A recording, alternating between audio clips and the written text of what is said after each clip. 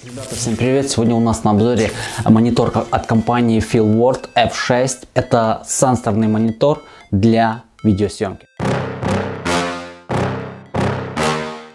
Это сенсорный монитор с размером экрана 5,5 дюймов и расширением Full HD и контрастностью 1400 к 1.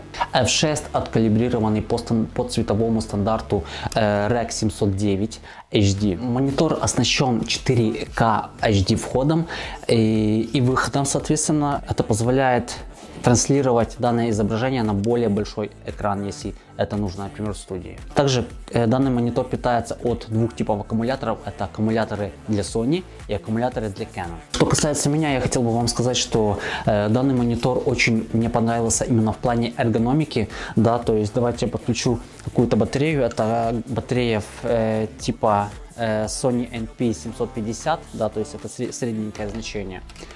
Итак, друзья, что же могу вам сказать по поводу опыта использования данного монитора? Это то, что данный монитор имеет плюсы, также имеет и минусы. То конкретно меня он, в принципе, удовлетворяет, но сразу скажу, что я бы, наверное, не сильно рекомендовал к покупке конкретно данный монитор. Почему? Он имеет несколько таких неоднозначных сигналов по поводу качества. Что касается самого корпуса, он сделан из пластмассы. Пластмасса, к сожалению, такая себе, и при покупке мне казалось, что это как бы пофиг, но, к сожалению, качество имеет значение, как бы там ни было, и качество данного монитора оставляет желать лучшего. Почему? Потому что он, во-первых, скрипит, во-вторых, он на тактильные ощущения не сильно приятный, экран постоянно залапанный, батарея конкретно от NP-шные батареи соневские, если сильно где-то струснусь, они просто тупо отсюда вываливаются. Как бы, я не знаю, может быть, у меня какая-то такая модель попалась,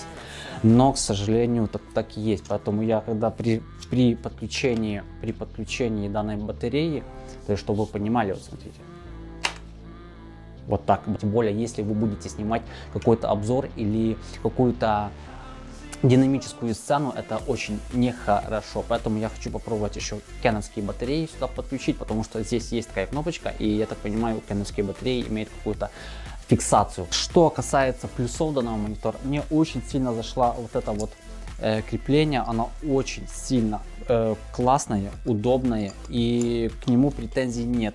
Я смотрел обзоры других блогеров, которые при использовании данного зажима что-то там жаловались, что-то им там не нравилось. Честно говоря, я не понимаю претензий к такому использованию. Оно очень круто, нет ни люфтов, ничего. Вы просто один раз хорошо зажали, и мониторчик очень туго просто ходит. Мне очень нравится. Что касается удобства вот этого поворачивания, именно тактильных ощущений, да, если мы будем немножечко придираться, то я вам скажу просто, что при вот таких вот действиях есть скрип. И именно об этих вот скрипах, об этом качестве я и говорю, что я считаю, что за такие деньги можно было сделать что-то лучше. Потому что, по сути, это, там ничего такого нет. Там идет одна плата и много портов, входов и разъемов. Что касается еще удобства данного монитора, что данный монитор еще можно подзаряжать, вернее подключать к питанию через USB Type-C, да, то есть через Powerbank даже. Я так делал, и это тоже очень удобно и очень выручает, потому что у меня была ситуация, когда батареи разрядились, и мне нужно было подать питание на данный монитор, я подал его просто из Powerbank, и таким образом вышел из ситуации. Также есть разъем под вывод наушников, да, то есть когда у вас есть петличка, но нет, к сожалению, выхода на наушники с приемника вашей радиосистемы, то данный разъем тоже меня несколько раз спасал. Просто включаю сюда любые наушники. Здесь обычный 3,5 мм джек, и как бы ваш оператор или вы сам можете мониторить то, что вы снимаете. Дальше есть опять же разъем для подключения, штекер, который подключается. Вы можете подключать запитывать данный монитор именно через вот этот вот DC, так называемый 12-вольтный. тоже удобно, да, то есть данный монитор можно запитывать тремя способами, то есть это батарея, это USB Type-C и штекерный разъем DC. Вот такая вот ситуация. Здесь также есть SD-карта, да, на которую вы загружаете свои луты, и если вы уже знаете, что вы снимаете, и у вас есть уже свой лут, вы загружаете, всегда снимаете в ту картинку, которую вы именно хотите получить. Дальше идем. На боковой панели есть такой же самый DC, но уже out, да, то есть выход, через который можно подключить что-то другое. Например, я подключал камеру, да, то есть у меня в камере есть пустышка, и эту пустышку я подключал именно сюда. Но мне почему-то такой метод не зашел, потому что нет корректного отображения, сколько еще можно работать. И если в таком сетапе у тебя вырубается вот эта вот батарея или что-то там пошло не так, то у тебя вот тот материал, который ты записываешь, он не сохраняется. Почему? Потому что когда ты записываешь через обычную стандартную батарею вашего фотоаппарата камеры, то при нулевом заряде камера сохраняет запись и тогда вырубается. Вот такая система. Та и все, как бы, та и таке. Еще, кстати, хочу сказать, что иногда у меня он при выключении выключается хорошо, и если его опять включать, бывает картинка просто мигает. Я не понимаю, что это происходит, мне кажется, что это брак какого-то там резистора, вот этого вот всего электронного, я в этом не понимаю, мне кажется, может быть он долго где-то лежал или ехал где-то в контейнере каком-то и что-то там как-то неправильно. Поэтому такой баг есть. Если, допустим, вы попользовались монитором, выключили его, там на следующий день опять включили, все нормально. Когда вы включили, выключили, бывает вот такой вот, экран мерцает, как бы вот, ну, то есть не сильно гаснет. Я вам сейчас попытаюсь показать, я вот повыключаю, если получится, то смотрите это видео. Итак, давайте, друзья, подытожим. Стоит ли покупать данный монитор сейчас? Честно говоря, 50 на 50. У него действительно есть плюсы, и сенсорный монитор за такие деньги вы, наверное, тоже не купите на данный момент, но, как бы, я, честно говоря, с этой войной, я не знаю, я уже перестал следить. Что касается работы с данным монитором, тоже троечка. Почему? Потому что вы его по-любому будете крутить, да, и вот это вот крепление, к нему претензий нет. Крепление к соневской батарее претензии большие, потому что, ну, как бы, если вы будете вот так крутить, где-то пальцем зацепите, опять батарея у вас упадет, это опять, ну, это жопа. И к кэновской я не пробовал еще, но нужно попробовать. Когда ты его просто крутишь, оно репит, да, когда у тебя камера там, грубо говоря, $2000, и у тебя вот эта вот херня репит при съемке, но, честно говоря, это немножечко, ну, некомфортно себя ощущаешь. В общем, такие вот дела. Вы сами, конечно же, думаете, покупать, не покупать. Сейчас, я думаю, на рынке есть много бэушных. Я думаю, что их не стоит бояться. Единственное, что проверяйте на вот это мигание. Больше к ним претензий, по сути, быть не должно. Яркость данного монитора 500 на метр квадратный, поэтому далеко не самый яркий, но я вам скажу, что я снимал на улице, мне вполне хватает. Понятно, что он как бы не четкая картинка, да, не такая, как вот в дневное время. Но когда солнце светит, ну, это аж логично, вроде бы, нет? Логично. Мы подключили камеру GoPro, это GoPro 7 Black. Как вы можете видеть, что картинка передается, но картинка передается с замедлением. Вот видите, как вы можете видеть, это полсекунды точно, наверное. Давайте мы посмотрим, что есть по меню. Верхняя кнопочка, это, как я говорил, при одном нажатии блокируется сенсор, да, то есть ничего вы не можете сделать. Когда еще раз нажимаем, сенсор уже разблокирован. Мониторчик поделен на две части. Если вы с одной частью вверх или вниз, это подсветка самого монитора.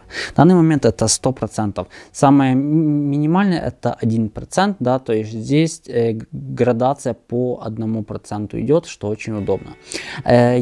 Также таким же самым свайпом мы делаем с правой стороны, это громкость. Что значит громкость? Поясняю. Громкость — это когда вы ведете мониторинг того, что вы пишете, и мониторинг идет через камеру, через данный монитор, да, то есть через HDMI, и подключаете сюда вот наушнички. Тогда вы вот этим вот громкостью мониторите просто передачу громкости в наушники, а не передачу громкости на самую дорожку. И будете слушать себя через данный девайс, да, то есть очень будет тяжело вашим ушам, очень больно, потому что здесь звук очень сильно громкий, можно сказать. Также видите гистограмму и вывел передачу именно звуковых дорожек. Так, итак, друзья, идем дальше. Как вы можете видеть, цветопередача. Так, друзья, идем дальше. Верхнее колесико. Однократное нажатие вылазит вот эта вот менюшка, по которой можно лазить. И, конечно же, при нажатии включать-выключать. Тоже удобно. Дальше. На экране, кстати, выводится уровень заряда батареи, который питает данный монитор. И вот здесь вот выводится справа углу при включении менюшки выводится то, как что передает, да, то есть сейчас 1080p на 50 Гц. Двойной тап слева вылазит основное меню, по которому мы сейчас пройдем. Первое — это все, что касается картинок. Все вот такие вот все штуки. Как бы это то же самое, что и нижняя шторка. Вектора, гистограммы. Face Color тоже настраивается, конечно же. Так, индикация звука, это я включил. Постоянно у меня почему-то выключается зебра. Я не понимаю, почему зебра настроена. Как бы я всегда настраиваю и выхожу, но, к сожалению, почему-то она все выключается. Я не понимаю, что это меню за микрофон. Я так понимаю, это какой-то лаг в переводе. Ну, как бы, как вы видите, просто по тем самым разбивает по, как оно, по цветам. Так, искажение цвета. Тоже очень классная тема. Кто знает, это тоже очень крутая тема. Несколько есть типов ее использования, но у меня она выключена. Дальше по картинке. Безопасная область 80%, как бы. Это вот этот вот квадратик, если вы видите. Центральный маркер. Прозрачность вот этих вот всех штук. И можно еще выбрать цвет вот этого вот этих маркеров, так сказать. Вот зеленый пускай будет. По экрану, да, зум не зум, стоп-кадр.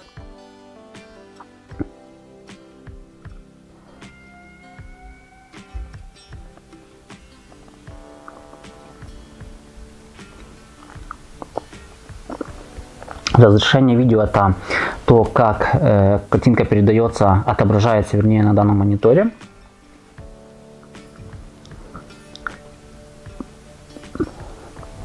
Зум — это зум, опять же, картинки. Можете просто увеличить данную картинку, но я вам скажу, что можно увеличить и пальцами, да, вот так вот.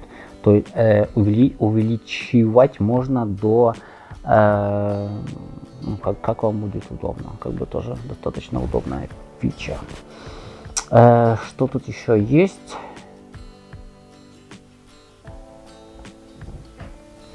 Дальше идем RGB настройки. Здесь всякие тоже настройки именно по цветам. Вот 709, этот самый React 709.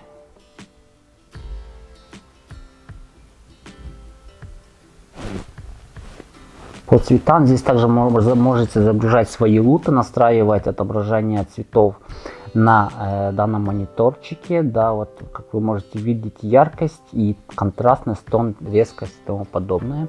И непосредственные настройки самого дисплея. Время вывода меню 25 секунд, всегда вот как вам удобно, видите.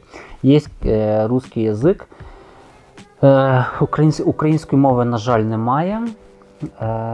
Ну, кстати, Ну и как бы сброс, обновление, прошивка и тому подобное. И кнопочка назад. Вот так. Итак, друзья, хотел бы еще отметить, что многие блогеры, которые делали обзор, говорили, что вот это вот крепление, оно достаточно неплохое. Почему? Потому что монитор крутится как ему удобно, и вот это вот зажатие недостаточно. Я скажу, что это ребята просто чуть-чуть поспешили, потому что вот это вот крепление, оно имеет такую конструкцию, что его просто можно закручивать и регулировать усилие, да, то есть, как вы видите, просто гайку зажимаете сильно, и все. А этот болт, он просто прикручивается, он не зажимает, зажимается конкретно вот эта вот гаечка, то есть это тоже смотрите внимательно. Итак, друзья, мы уже посмотрели, мы уже полазили по меню, вы поняли, что это за монитор, как он работает, и, в принципе, его назначение и вот это вот качество съемки, качество использования. Я бы поставил ему 3 с плюсом, наверное, из 5-бальной системы. Ну, в общем, как-то так. Ладно, всем все, друзья, всем удачи, всем пока. Подписывайтесь на канал, ставьте лайки, пишите свои вопросы, комментарии. Если у кого-то есть какие-то возможности дать мне какую-то технику на обзор, тоже пишите, мы с вами свяжемся. Всем добра, всем мира.